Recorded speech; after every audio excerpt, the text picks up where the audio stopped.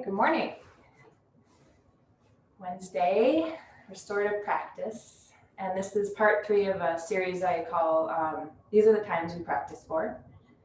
And part 3 is really about the restorative quieting of the mind, radical acceptance of our circumstances, and kind of be here now, coming into presence by way of accepting what is. So we're going to really try to find this concept in our physical practice, as we always do.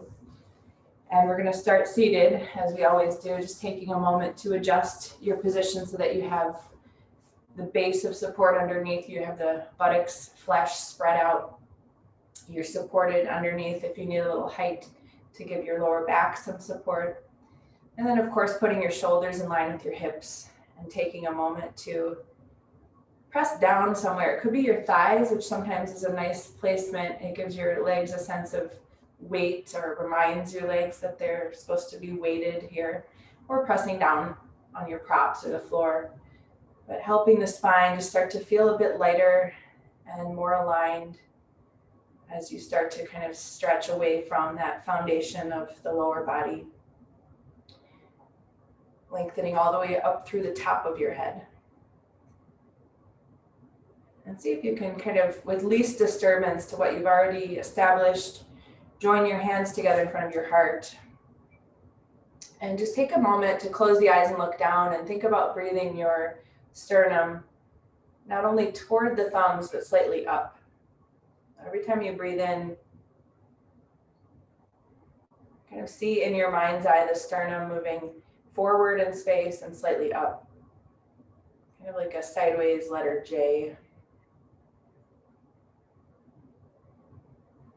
And as the sternum starts to move forward and up, keep your shoulders heavy, keep your gaze pointed down. Keep lots of attention in the base of this pose.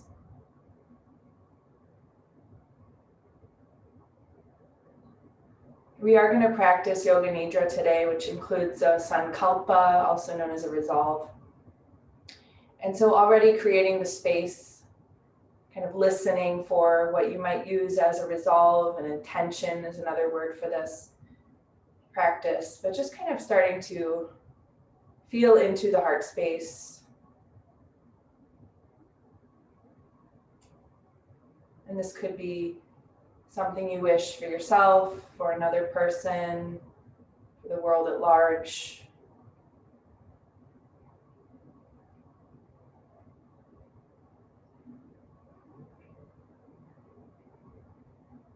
Not forcing anything, we're just starting to create that space for listening for that heart's deepest longing.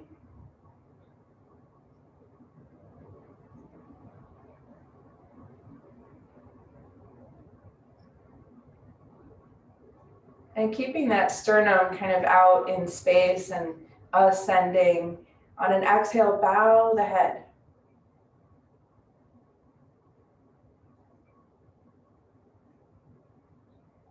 Slowly move your hands down, and as you're ready, lift your head, let your eyes gently come open, and welcome.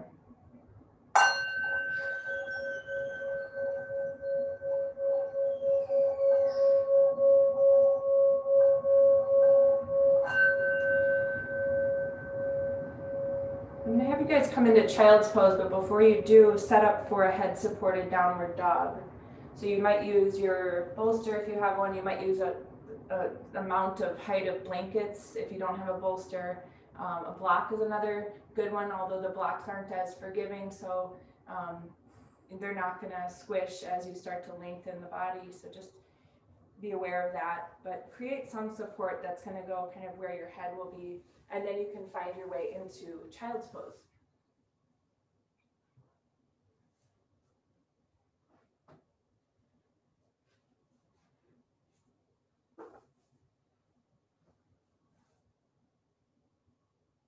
So as a group, we've been talking about the yamas and the niyamas, the restraints and the observances. And we've covered the yamas over the course of the last few weeks, and we're starting to talk about the niyamas, the observances. The yamas and the niyamas are the first two tenets of the eight-spoked wheel of yoga. And the first niyama is sauca, which refers to purity. Practicing sauca, we keep ourselves clean on the outside through ordinary means, and we keep ourselves clean on the inside through asana, pranayama, right eating practices, and right attitudes. Sauca is not about what we eat, but about the cleanliness of our choices. When it comes to our thoughts, the entire practice of yoga is really concerned with this aspect of sauca. Sauca's contribution is the practice of compassion. It is the observance of loving kindness in thought. Unlike the other yamas and niyamas, sauca receives 2 sutras of explanation in the sutras. The work we do with sauca is primarily physical, but in both sutras, the desired effect is in the mind. So we're going to leave it there. We'll talk a little bit more about sauca toward the end of our practice. But as you practice, you can kind of consider the principle of sauca in your life. When we kind of create this inner cleanliness, we also control our environment to have a sense of order there. And as you practice on your mat today, just practicing with that sense of purity in mind. So we're going to find our way into Gomukasana, which is downward facing dog, but Salamba is the supported version. So on an exhale, you can start to find your way into your pose, and we will be holding it for a couple minutes. So make sure to come down and return to child's pose if you need a break.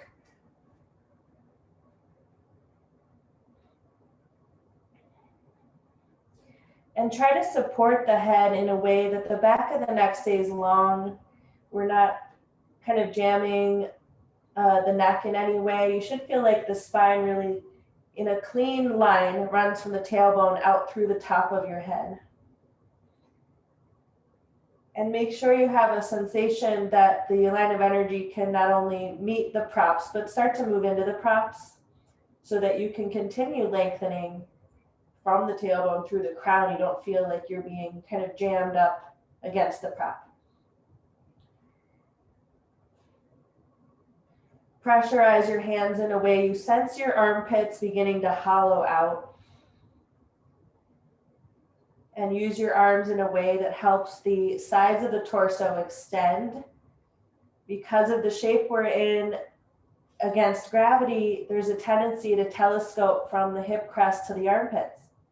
So we need to meet that by drawing the hips away from the armpits.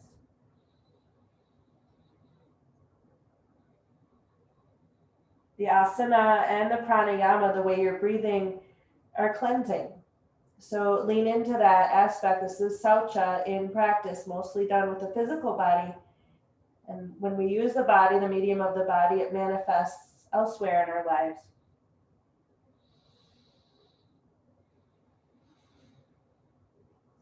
Gently press the inner shoulder blade tips in towards your chest to keep your chest really broad. Gently use the lower abdomen to support the lower back. And see if you can find a way to roll your inner thighs back. Roll your inner knees back. And we're halfway through, so if you need a break, make sure to come down, take a moment in child's pose, and return to downward dog as you're ready.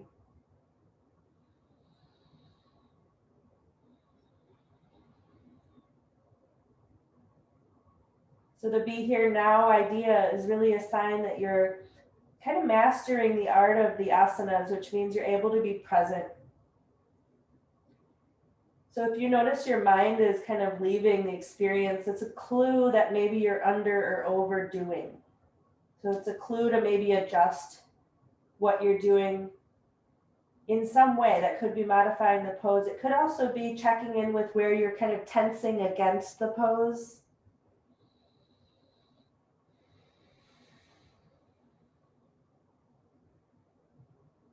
And now we're going to start to make our way upright. So you can begin to kind of creep the feet toward the hands. You can also creep the hands toward the feet. And once you're balancing on both feet, just dangle freely here, suspending the torso. And if your arms touch the floor, if your hands touch the floor, take that weight off the floor by grabbing your elbows. For most of us, the legs aren't going to want to straighten just yet. So just be where you are. Breathe into that. Feel that beautiful reverse flow of gravity on the torso, which usually faces gravity in the other direction. So it's a big break for the trunk.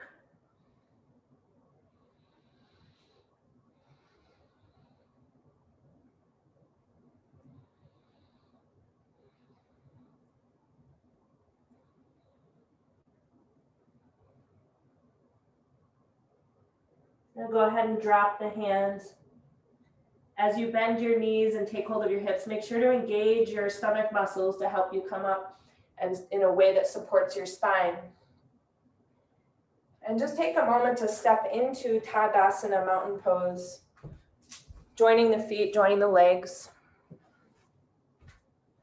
putting the shoulders above the hips, planting your feet so that you don't just meet the floor, you're starting to root down into the earth. Sensing as much of the contact area of your feet as you can. Compressing your buttocks in toward the front body as you compact the front thighs towards the backs of your thighs. And with the eyes closed, looking down, just take a moment to wind your arms so that your palms face forward. And feel how that rolls the outer upper arms back. And then attempt to maintain what you have in the upper arms as you gently turn your palms to face the outer thighs again. And these dynamic actions throughout the body that we practice in yoga, that we start to master as we move into more intermediate practitioners, is really what occupies the mind and helps us maintain the presence. So feel the contrast of what's going on in the upper arms versus the lower arms.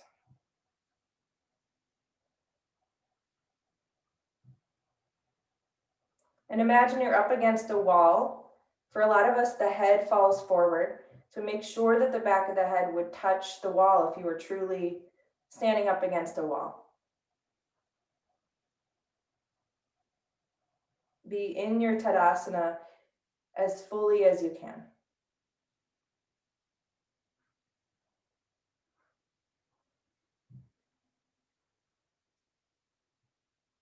Beautiful. And now release all the efforts of the pose, all those finely tuned, wise actions. Shake out your legs and feet and find a chair. We're going to place it to the right end of the mat. We're going to take Salamba. Again, that means supported. A lot of our restorative postures start with that Sanskrit word, Salamba. Supported, intense side stretching pose. So this is Pashimotonasana. And you'll start with the high end of the chair facing you on the right end of the mat.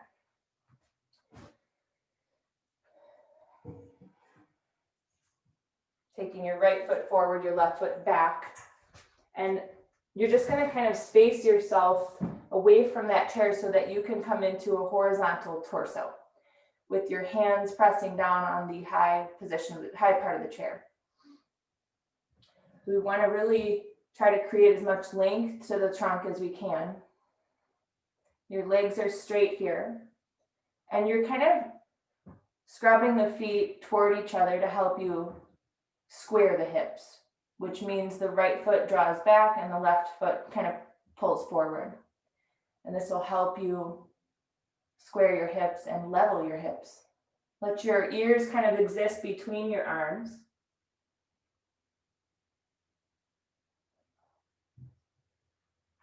Keep your legs firm.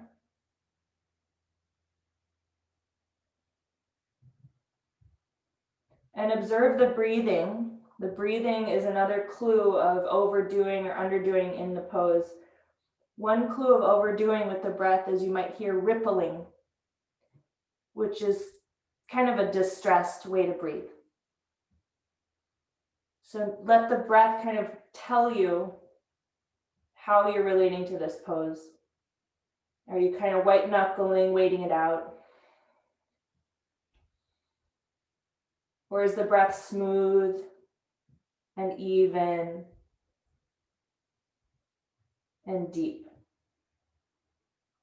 And hopefully it's the latter. And if it isn't, make some adjustments so you can find a breath that's really conducive to the quieting nervous system, conducive to a more present state of mind.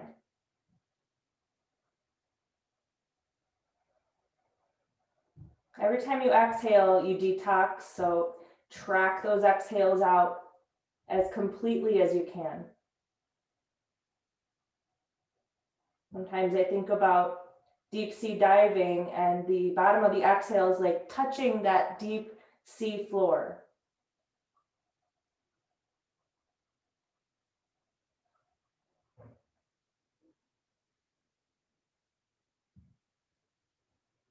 And when you come to the very bottom of the next exhalation, you're going to start to leave the pose on the inhale that follows. Just kind of lift your head, bend your right knee, help yourself step forward. You're going to switch your legs out and do the other side. So you'll just take the right foot back, the left foot forward.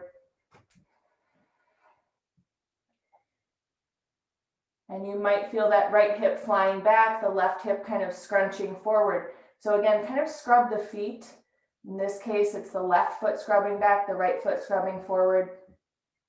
Contain the hips by kind of clamping them to midline. And try to sense that the sides of your torso are even. The ears floating between the arms. Extend through the crown of your head. Keep the legs firm. Watch the breath.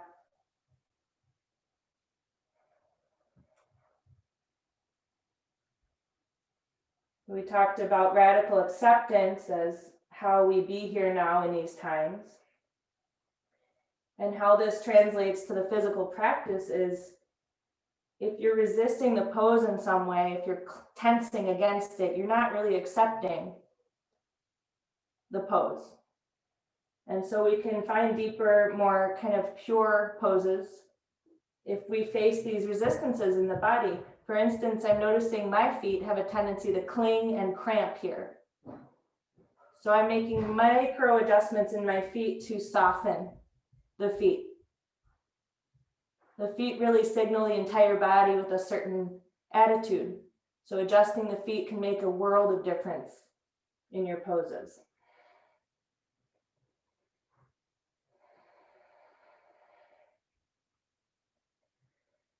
Just 2 more deep dive exhales here.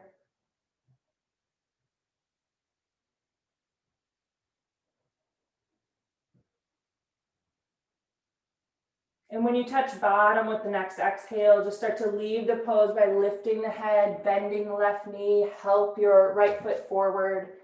And you're going to turn the chair around for part 2, where we take the head down to the seat of the chair. So if you'd like to, you could put your blanket there so that you're not touching the metal or, you know, some object that's cold or hard. You can make it softer. And then go back to your right foot forward, left foot back. And for this version, the chair will be a little closer to you. So just begin on long arms, finding your legs, finding the rotation of the hips, scrubbing the feet toward each other, clamping the hips together, all those same wise actions.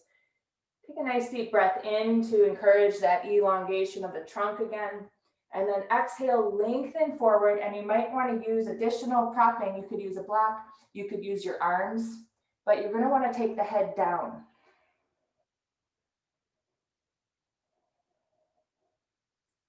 And with this support to the upper body, we can really start to fine-tune the resistances in the legs and feet and start to soften those. And you might notice you'll come into a deeper, quieter, more pure version of Pashimotonasana.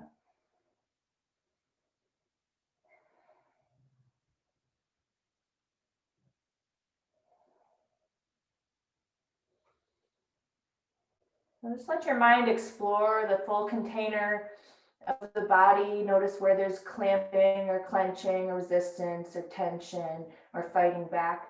And just explore those areas. A lot of times we just let them go as soon as we have eyes on them, as soon as we have awareness.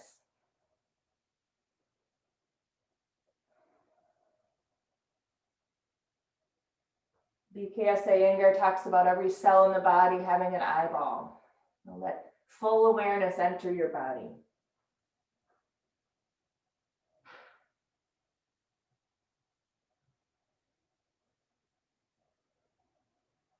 Be here another half a minute.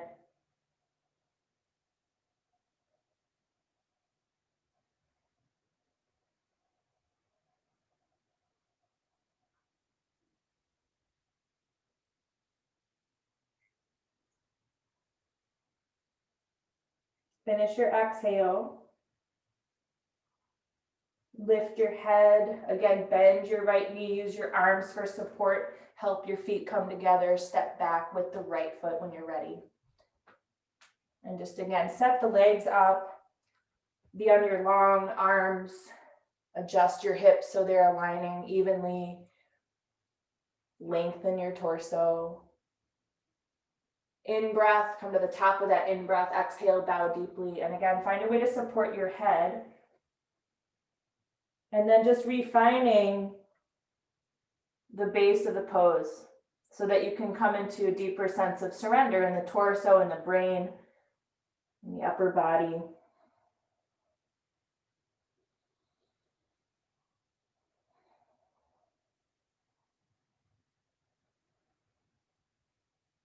Might be some areas of maybe sensitivity, tenderness, maybe the lower back is talking to you. And just meet that with more awareness, more attention, more compassion.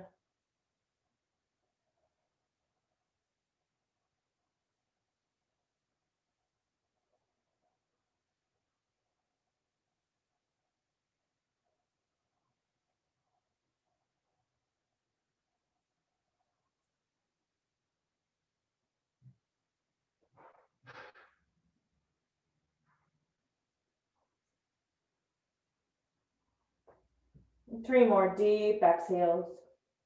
Check the breath, study the breath.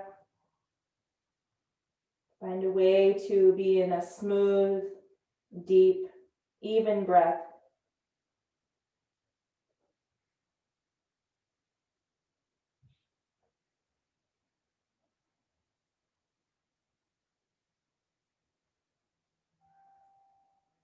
When you're coming to the end of the next exhalation, just really touch that deep sea floor with your mind's eye. And then start to inhale and gently leave the pose, look up, use your hands, bend your left knee, step your feet together, and come back into standing mountain Tadasana, joining the legs and feet. And just notice how the pose feels differently after we do Pashimotonasana, what we just did.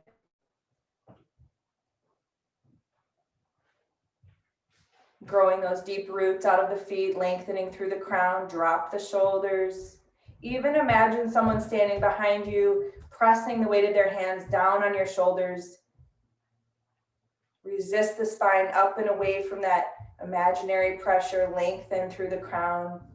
Reinforce your pose with this idea of gravity on your shoulders. Take the tailbone into the body. Try to find a spacious lumbar spine, also a spacious sacrum, a broad sacrum.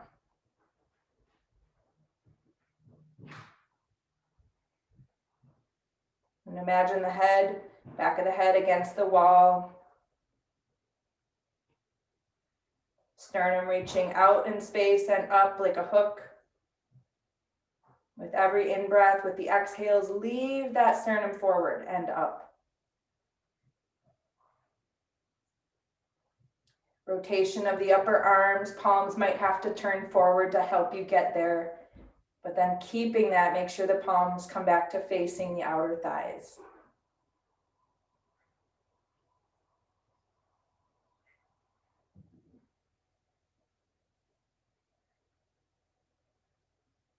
Good. And now just feel this Tadasana because we're about to come into Shirshasana, headstand. And we want to feel like this, but in the upside down version. So the feet that are now rooting into the floor, they're going to be reaching skyward.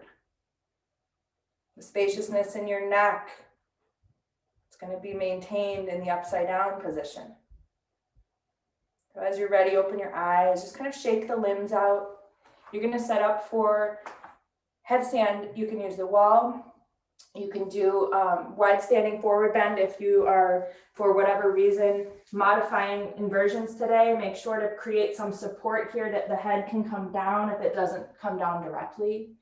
And of course, give yourself maybe a couple layers of your mat if you need more support for the base of the pose and for the crown of the head if you're coming into headstand. And I'm going to watch you guys today rather than coming into it myself.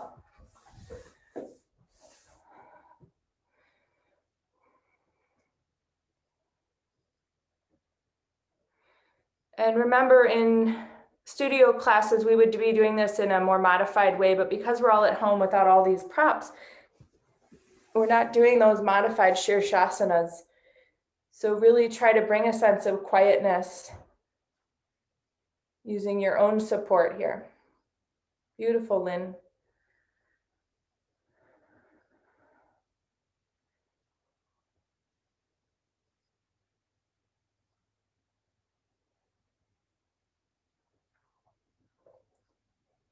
Nice, Cindy. Lift the legs.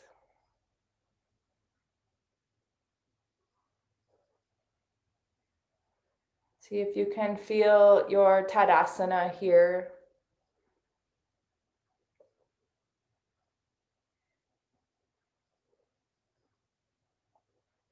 The forearms and head, now your Tadasana feet. The legs ascending, lifting.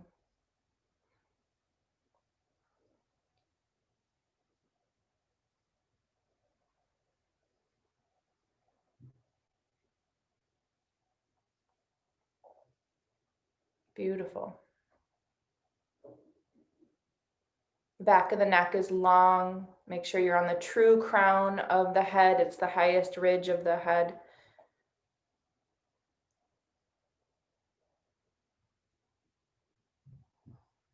And again, observe your breath.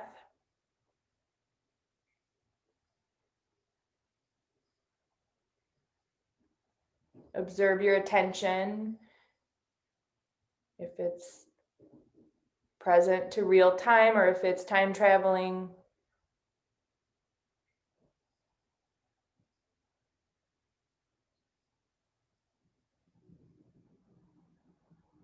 Good. Once you're out of the pose, just stay out in a child's pose for however long you need.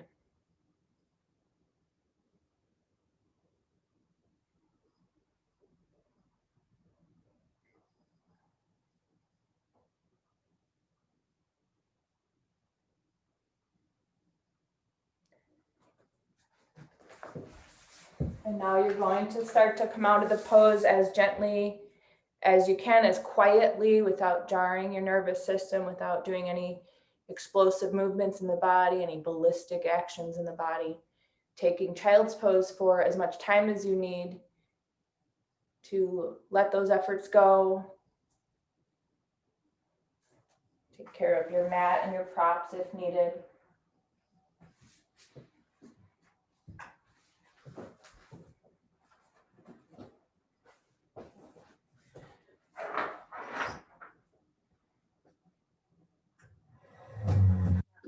Some time in your child's pose, you can make your way to seated on a folded blanket.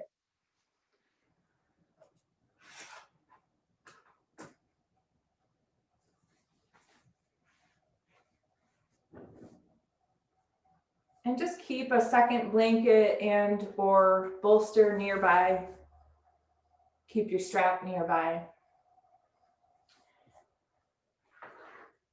And we're going to start off in a seated twist. So you can begin to fold your right knee and bring your right heel near your left sitting bone. And then we'll take the left foot to the outer right thigh. And just make sure that your left foot, the inner arch of the foot, draws down, that you're not rolling out to the outer foot and uprooting the inner foot. And what will the effect be is the knee comes closer to alignment, it's standing straight up. So that's what we want to see. And so for most of us, you're going to feel really heavy on your right buttock. So take a moment to kind of lift up your own weight and try to equalize the weight across the buttocks. And now you might have your blanket or block nearby, but you'll probably want to put something directly behind you to support your hand that's going back. We'll put something right behind you, close to your body, and then we'll raise the right arm. And your left hand is just kind of sitting next to your left hip. And on an exhale, you're going to twist to the left and drop that right arm to the left thigh, making a connection there. And then take your left hand straight behind you, directly behind you. And just start to twist with every exhale, and you can use that right arm against your thigh to help you really draw the outer right ribs around. They're kind of hanging back there. So just bring them around. Try to bring your chest more squarely to facing the left. Be aware of your lower back here, that you're not rolling towards the back sitting bones or even onto the tailbone. So keep your weight really centralized over the sitting bones. You have a soft gaze. You're not really interested in what you're seeing. Your attention's really inside your body. There's that head again, the Tadasana head. We tend to kind of drag ourselves around with our faces. So make sure your head is really over top of the spine. And see if you can bring a little more interest to this by inviting the flesh of the outer left hip back toward the floor. The flesh of the outer left buttock and hip back toward the floor.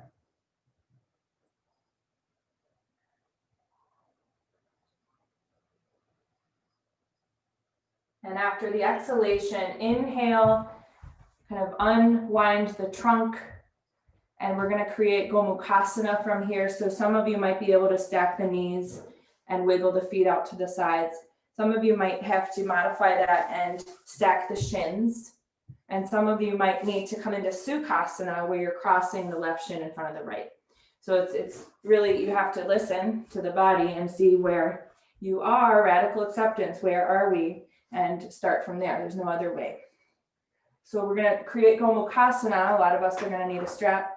So we'll start with the strap. If you find your hands meet without the strap, you can just drop the strap.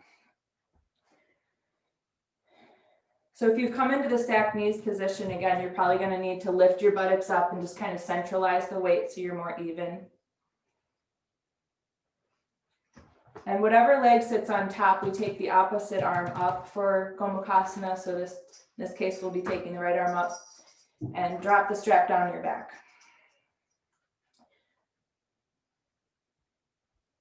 And make a couple adjustments here with your left hand just kind of pushing down on the right elbow, sorry. And you'll feel the right hand move down the spine a little bit more. And then try to maintain that. And you're going to also use your left hand to rotate the upper right arm around. So bring the outer arm in, the inner arm out. You're twisting the upper arm manually. It's more giving kind of an imprint to the body. It's not going to all stay when you let go, but it reminds the flesh how to revolve.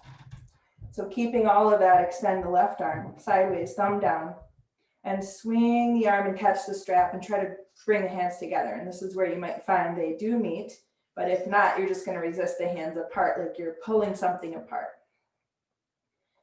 Well, I find it helpful to close my eyes for this pose because this is a big tendency here to pull the head forward, to bug out the eyes. So I like to use my top arm as a point of contact for my head, which reminds the head to stay above the spine. And with my eyes closed, I'm not super seduced into upward moving energy. I'm closing my eyes and looking down toward the base of the pose, really feeling into my roots, which of course from previous practices in this series, we know nothing is good unless we take care of the roots. So just keeping the idea of anchoring into the sitting bones, keeping a sense of weight in the legs,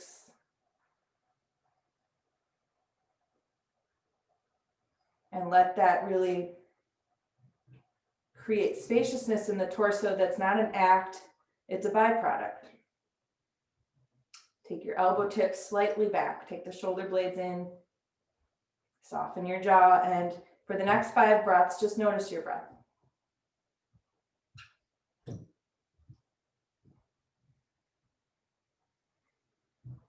Be as attentive to the here and now as you can, the inner experience, the breath, the mind.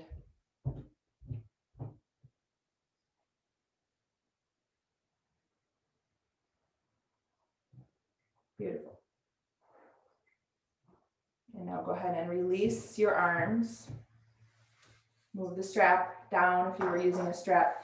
And you're gonna take the top leg, come into Janu Shirshasana. So your left leg will be out 45 degrees. You're gonna pull the right heel toward the right upper inner thigh. And you might even take the right knee back beyond the right hip. So a really obtuse angle is a nice placement here. If you see the right knee floating in space, prop the knee somehow, a blanket, a bolster, a block. We're gonna twist toward the left leg. So on an inhale, raise the right arm. On an exhale, bring that right hand outside the left thigh and slide that left hand behind you onto that prop you have back there to help you maintain kind of an upright spine. We're essentially kind of overshooting the left leg so that we can, when we leave the twist, align with the left leg. So after this exhale, you just kind of leave the twist halfway and start to come over the left leg. And if you have a nice way to support your forehead here, block, bolster, you can do that. Then it's going to make the pose more sustainable.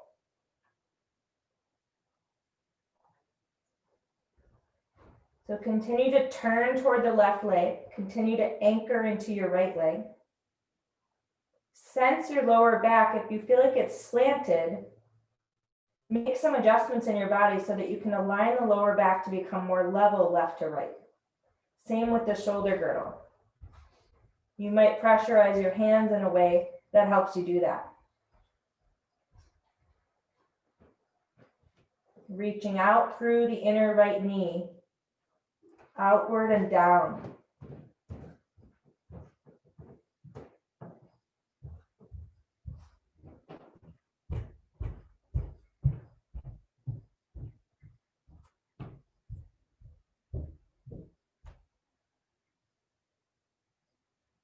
Adjusting the head down if you started to soften into a deeper version of head to knee pose.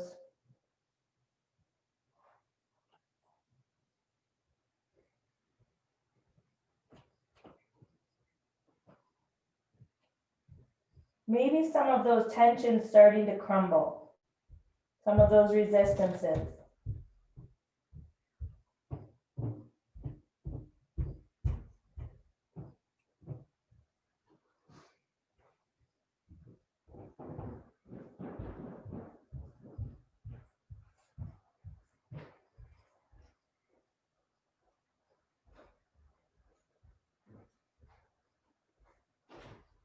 And now when you come to the end of the next exhalation, really move to the bottom of that breath. And on the inhale that follows, just start to lengthen out of the pose.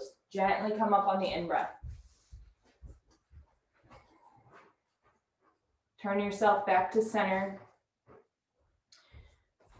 Extending the right leg out. Firm the leg, make sure the knee becomes comfortable. If it got a little bit of rotation there, I want to make sure to equalize the legs. And then we're going to set up the seated twist, this time folding the left heel in near the right sitting bone. It should kind of look like your left knee is extending right in front of the left hip point. And then we'll take the right foot and bring it to the outer left thigh so it's on the floor. Try to anchor into the inner right foot, which will help you bring the knee into alignment. And then of course, take some of your weight off the floor so you can make your buttocks more equal. The weight of the buttocks more equal. Hopefully you still have that prop behind you to help you elevate the arms so you don't have to lean back. We're gonna raise the left arm now. And come to the top of an in-breath. On the exhale, just drop the outer upper left arm against the right thigh and use that contact to help you turn the chest. Place that right hand directly behind you, elevated so that you can maintain upright position with your spine. Every exhale, just go a little bit deeper with the turn. Draw the flesh of the outer right hip and buttock back to the floor to create more dynamism in the flesh of the right thigh. And even though you've looked away from your inner right foot, draw the inner right foot back to the floor. Bring those left side ribs around into the light.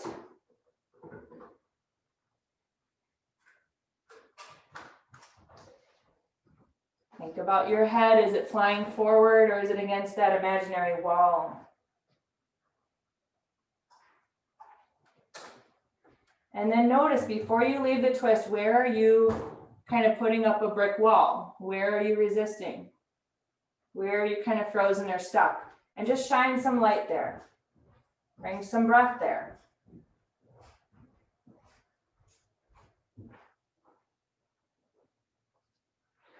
And then on an in-breath, lift yourself out of the twist. And you can start to arrange the legs. It's a kind of a nice segue here. If you're able to stack the knees from the Gomukasana for the Gomukasana position, you can do that. You could stack right shin over left for a nice more modified position, or take the right shin in front of the left for Sukhasana. So you find your legs. If you're doing the stacked knees, you'll probably need to adjust the flesh of the buttocks, the weight of the buttocks. Make it more even. This time we have left arm taking the top position. And then with the right hand, make those two adjustments. Press down on the elbow to help that left hand drop lower, and also rotate the flesh of the upper left arm. So you're turning the outer arm in, the inner arm out. Just kind of imprinting the flesh with that rotation of movement. And then extend the right arm sideways, thumb down. Swing the arm and catch the strap, and bring the hands as close as you can together. Clasp them directly if you're able to. Bring the elbow tips back. Maybe close your eyes if you find that helpful. Bring your head against the top arm. Lots of awareness in the lower body. Unhinge your jaw. If you're feeling some tension in your hips, that's very normal. What you do with it is what's more interesting.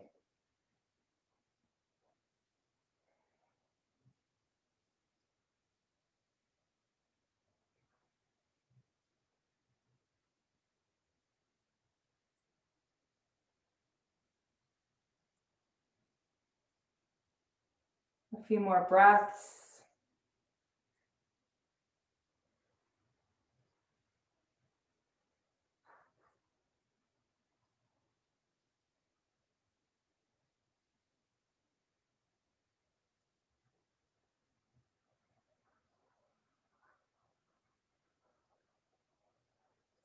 You're going to help your arms out of position first. You can let your eyes open if they were closed. Release your strap. Unfold your top leg for Janu Shirshasana. So we're taking right leg out 45 degrees. We're going to draw the left heel in really close to the upper inner left thigh. And you might again see that left knee going behind the line of the left hip. We're going to twist first so that we can get a more kind of clean alignment with that right leg. So place your right hand next to your right hip. Inhale the left arm. And exhale, bring the left hand onto the right outer thigh. Just help yourself turn here.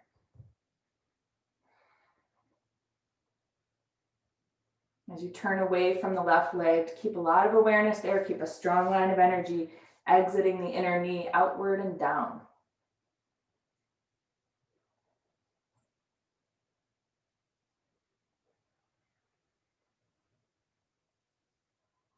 And when you come to the end of the next exhalation, you're going to leave the twist only halfway. So try to keep your chest really facing the right leg.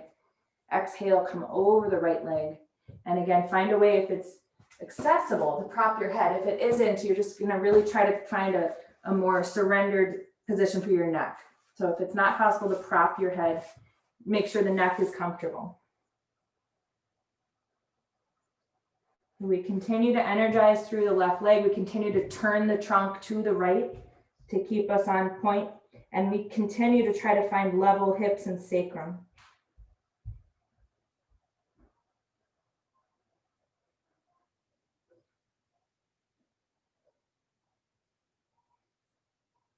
So sometimes in yoga, we confuse the effort places in the body with the resistances. The effort places in the body they have a function to deepen the pose. The resistances are roadblocks.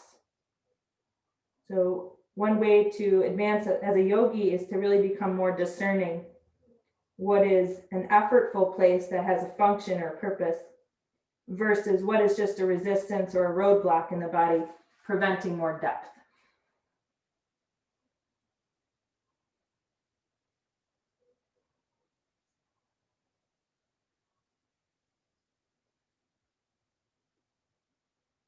Make sure you're adjusting the head down as you lengthen.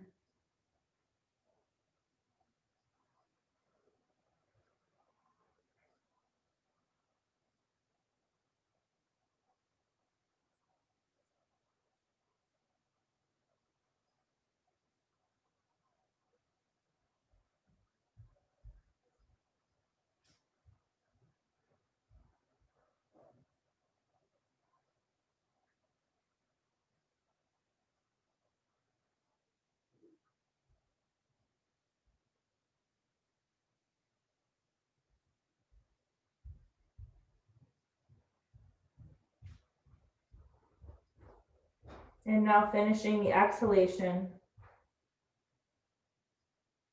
And as you're ready to breathe in, use that in-breath to help you lengthen up in a slow supported way. Extending your left leg. And then you're going to join the legs. And just move the flesh out from underneath the sitting bones. Just come into Tadasana, sitting up nice and tall.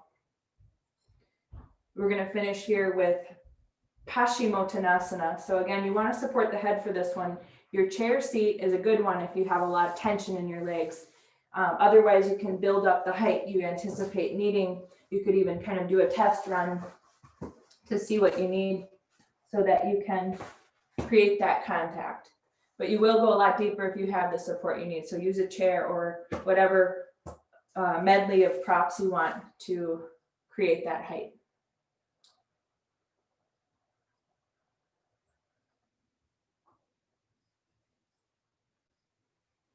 Awesome. So from your firm Dandasana legs, you're going to kind of hinge forward at the hips and start to make your way into the head supported position of Pashimotonasana. If you can find a way to make your arms more restful, it will help your shoulders release. So sometimes I do a palms up, kind of resting forearm position, but try to find passive shoulders.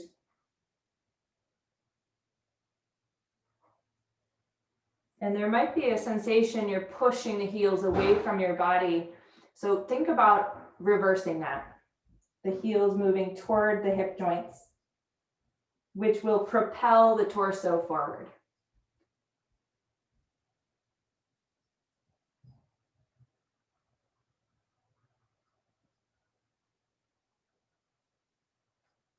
And we never want to be complacent in our pose. I call it screensaver mode. If you notice your mind is just kind of in screensaver mode, drop your height, make sure you're kind of tracking your own edge, that you are always in kind of the deepest version that's sustainable, where your mind is present. Use the mind, use the breath as your kind of litmus test for being in the right pose for you.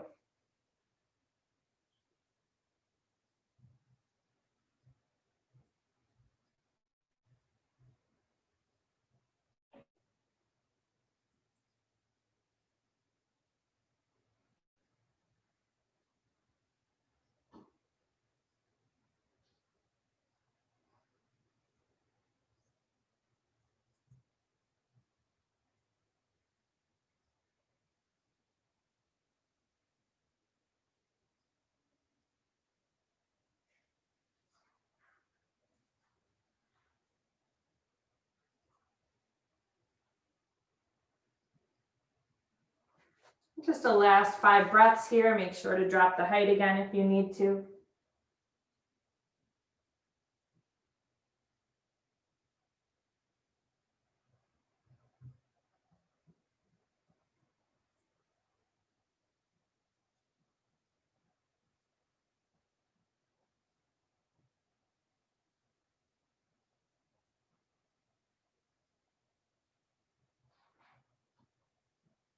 The inhale is going to help lead you out of it. So whenever that comes, just follow it up.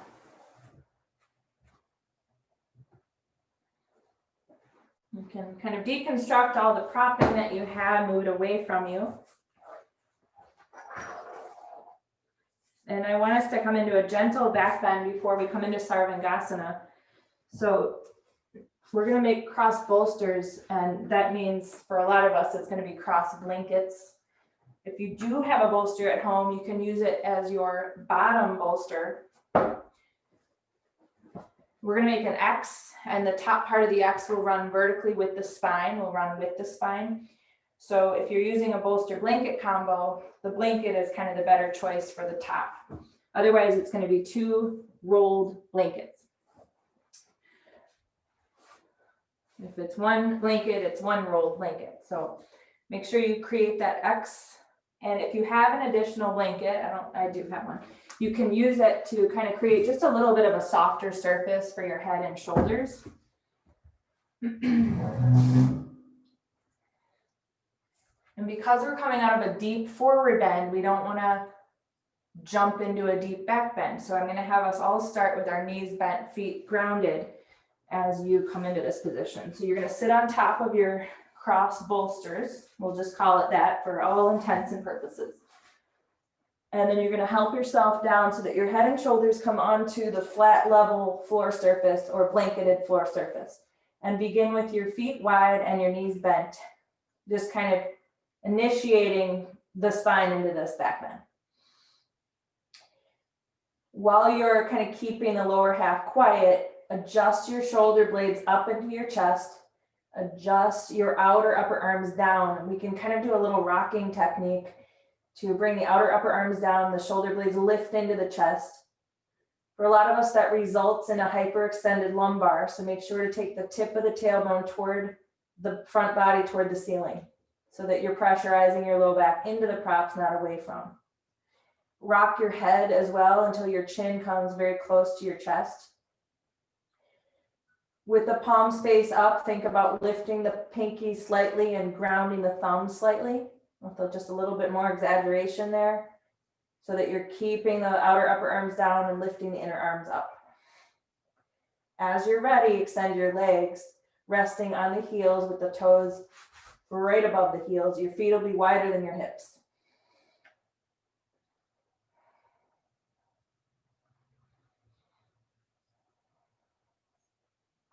So the effortful, wise actions are not required of the facial skin.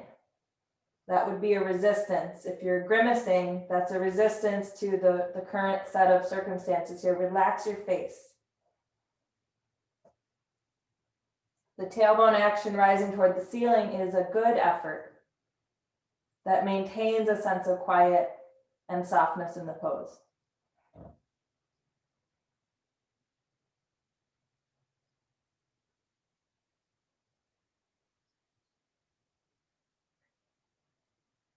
Watch your breath.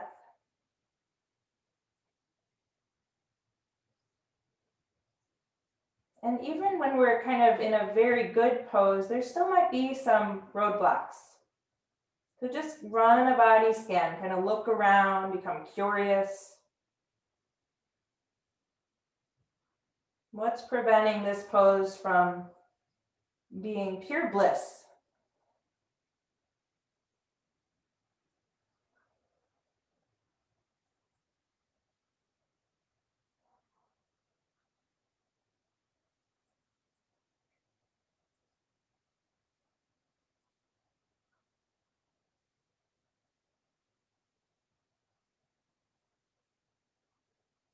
Listen to your next 2 or 3 exhalations and just watch for that smoothness detect if there's any rippling or hardness to the breathing, the sign of distress.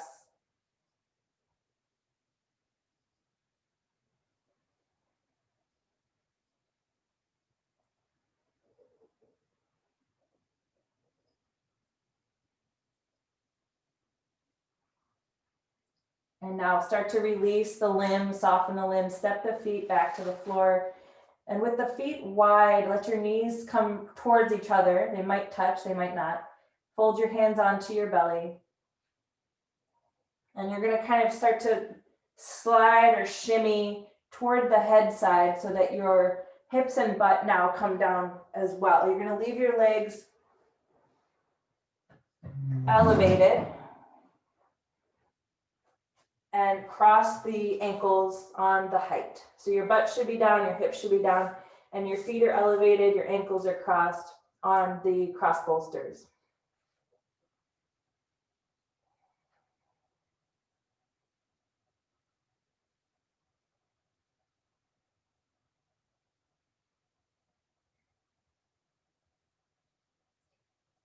So these resistances, to kind of tie it together, we talk about our niyama, sauca, we talk about resistances and acceptance. And we kind of tie it together by looking at the resistances in the body and the poses as clutter. They really kind of roadblock a nice clean room in the body. So we're kind of decluttering our poses today, looking at where we are preventing quietness, preventing ease, preventing positive experience, preventing peace.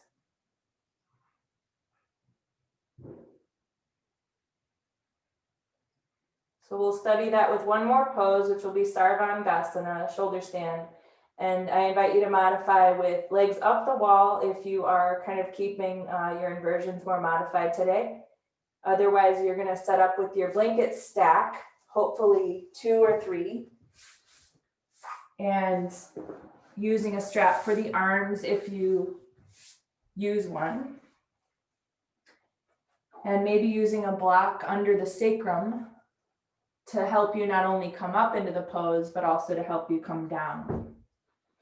So this will be our last active pose before our final resting pose and yoga nidra practice.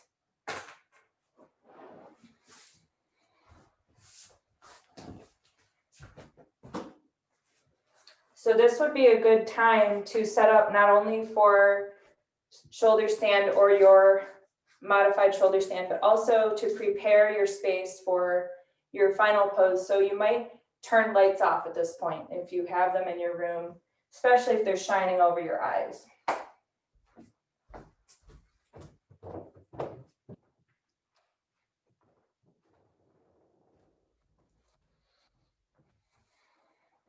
I'm not going to come into the pose today because I want to watch you guys, but make sure you're setting up your blanket stack so that you have the neat folded edges where the shoulders will go, and that edge of stacked blankets is even. It's not tiered in any way.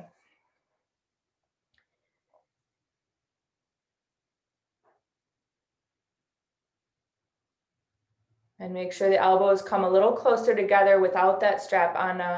Good. Crawl the hands toward the dorsal spine so that you're giving that imprint to the shoulder blades to come toward the chest. So start to move the hands toward the shoulder blade region.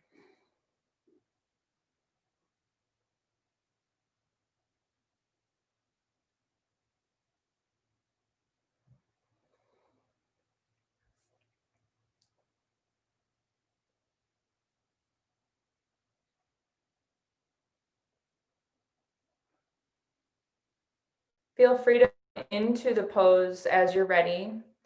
And maybe the tall block is not a wiser, let's do a lower block, Cindy. Yeah. And then if you need help getting up, you can always set up near a wall and use your feet against the wall to help you come up if you're having trouble that way. Otherwise, yeah, you'll have to get a little bit of momentum to come into plow pose where the feet kind of come above your head.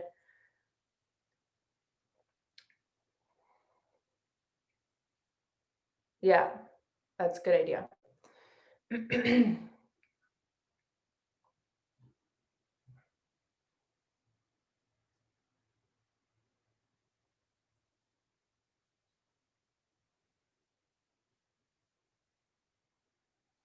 Good, Rebecca. Nice. Yep, so put the feet on the wall. There you go, Cindy. Then you can get those hands ready.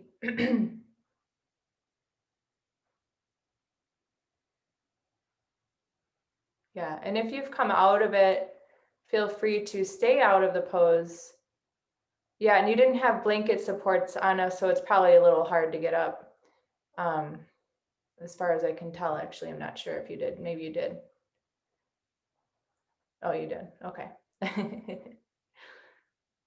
Good, John. That's looking really nice and straight. Your dog loves this pose, apparently. Good, Cindy. Lift your legs. Nice, Lynn. So buttocks toward the front body, heels back, Lynn, and you're looking really nice and nice, clean line. And same with you, John. Try to bring your heels back, away from the wall. Lift your legs. Really plant your arms and really make sure the scapula or support system for the chest. Use the scapula as scaffolding. Lift, lift, lift.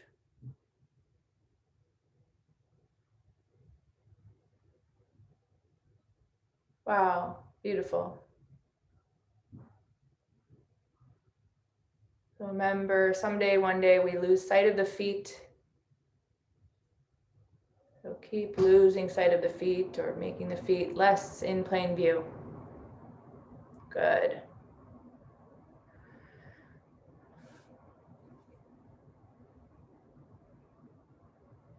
Spend another half a minute quietly.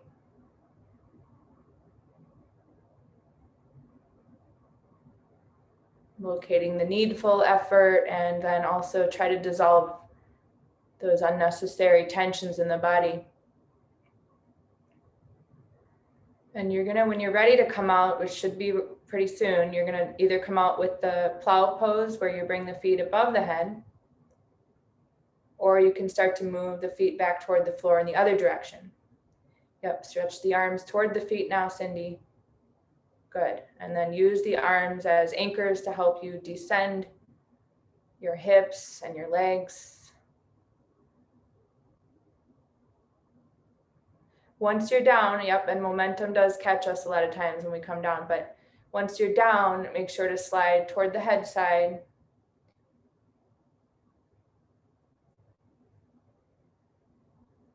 So that your head and shoulders are now on the same height. You can leave your hips elevated and cross your legs or take bound angle pose.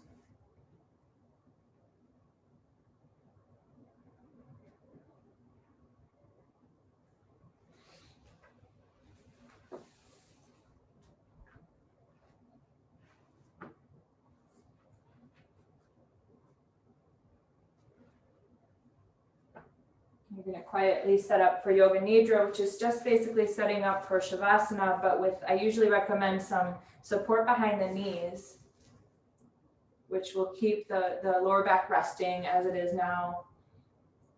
So the blanket roll or bolster is a good prop to use behind the knees. And typically for restorative weeks, we do pranayama at this point, but we've kind of been doing a pranayama, at least attention-wise, throughout the practice. I wanted to make room for Yoga Nidra this week. It's one of my favorite practices, and I don't teach it always, but it's one of the most beneficial practices we can do for the subconscious mind, which is really ripe and fertile right now because of our restorative yoga practice. So we're just going to kind of keep that going. Of course, if you feel any chill at all, you want to make sure to put additional clothing or blanket on because you're just going to get cooler. We have a 10-minute practice here, so make sure that your comfort is very important. We want to not kind of fidget at all. You're going to lie down flat on your back as you would for Shavasana, and just start to come into that completely effortless pose. The physical body now has surrendered all effort, yet this is still a pose. It's a pose of stillness and a pose of presence. And it's where we start Yoga Nidra practice. We start with the outermost sheath of the body, the physical body.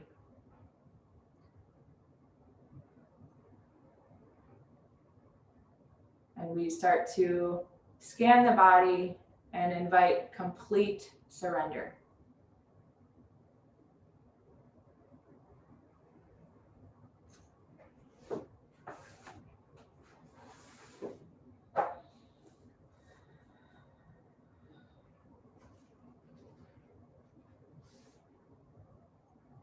During Yoga Nidra, you are functioning on the levels of hearing and awareness. And the only important thing is to follow my voice, not try to intellectualize or analyze the instructions so that we don't disturb our mental relaxation. Just follow my voice with total attention and feeling. And if thoughts come from time to time, don't worry, just continue the practice. Allow yourself to become calm and steady.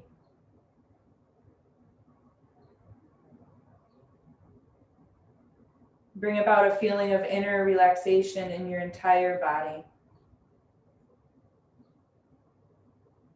Concentrate on the body and become aware of the importance of complete stillness.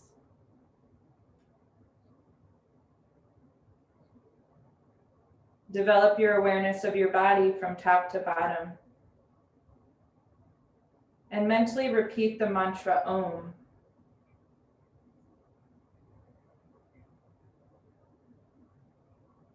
Complete stillness and complete awareness of the whole body. Again, Om.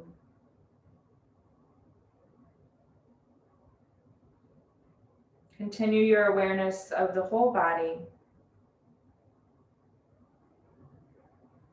Become aware of the fact you're going to practice Yoga Nidra.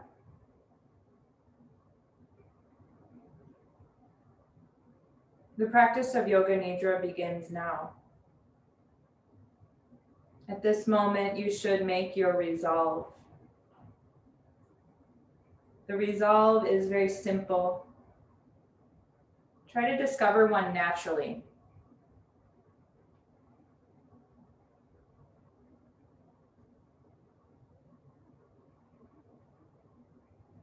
Develop a resolve to say it this time. A short, positive statement in simple language, stated 3 times with awareness.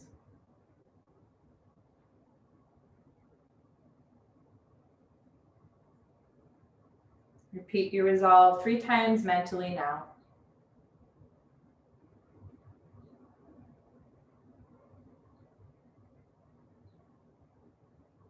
We'll begin the rotation of consciousness by taking a trip through different parts of the body.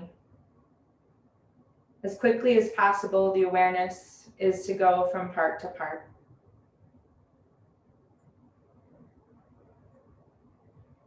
Become aware of the part of the body as it's named. Become aware of the right hand. Right hand thumb, second finger, third finger, fourth finger, fifth finger.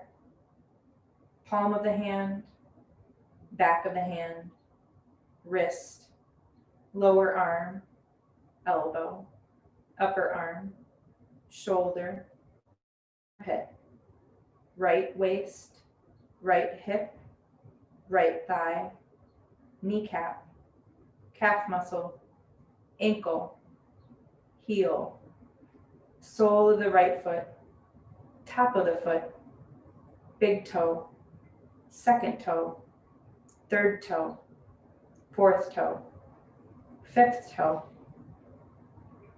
Become aware of the left hand thumb, second finger, third finger, fourth finger, fifth finger, palm of the hand, back of the hand, wrist, lower arm, elbow, upper arm, shoulder, armpit, left waist, left hip, left thigh, kneecap, calf muscle, ankle, heel, sole of the left foot, top of the foot, big toe, second toe, third toe, fourth toe, fifth toe, right shoulder blade, left shoulder blade, right buttock, left buttock, the spine,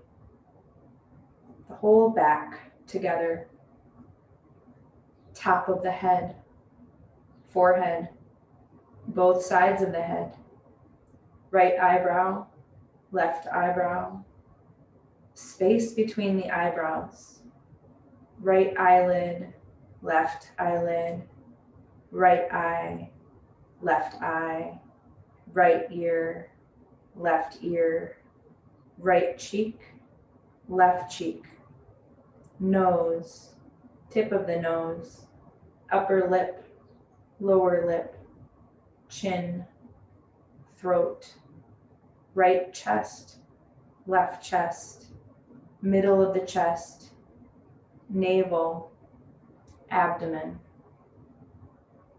the whole right leg, the whole left leg, both legs together, the whole right arm, the whole left arm, both arms together, the whole of the back, buttocks, spine, shoulder blades, the whole of the front, abdomen, chest, the whole of the back and the front together, the whole of the head, the whole body together, the whole body together,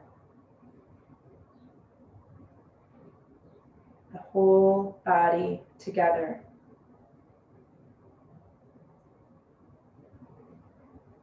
Become aware of your body lying on the floor. See your body lying perfectly still on the floor in your room. Visualize this image in your mind.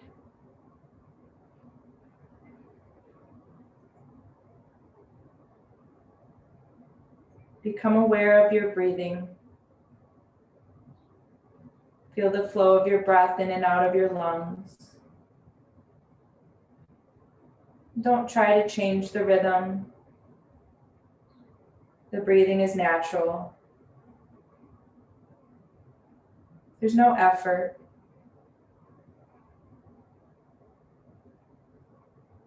Maintain awareness of your breath.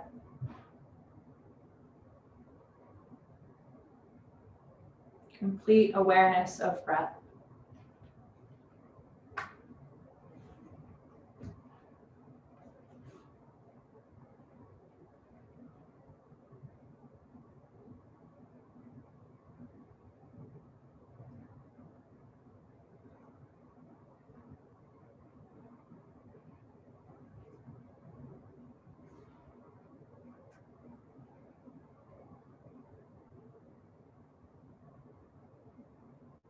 And leave your breathing. Now it's time to repeat your resolve. Repeat the same resolve you made at the beginning of the practice. Repeat the resolve 3 times with full awareness and feeling.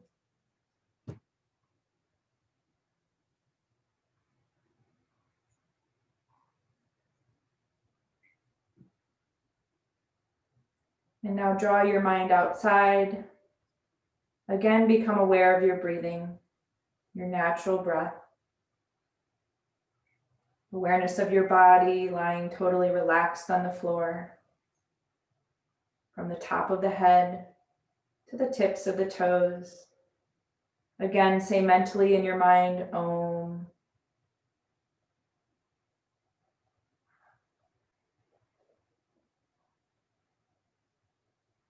Visualize the room around you.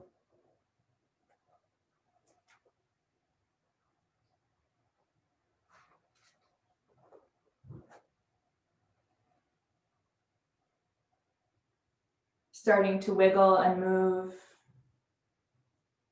and find your way to your side.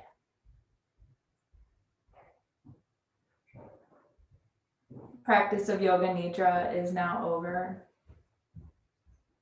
You can find your way to seated, coming to seated in a gentle, quiet way. And when you find yourself there, let your hands meet in front of your heart.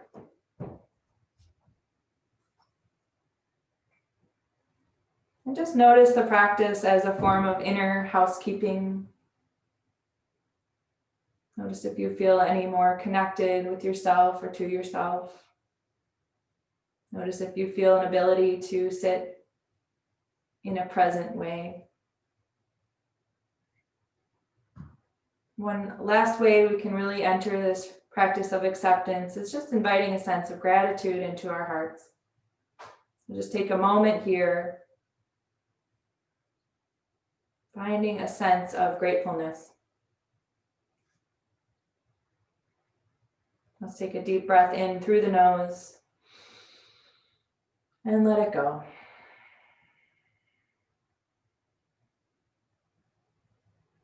From the place within me that I know to be divine, I honor that place within each of you. Namaste.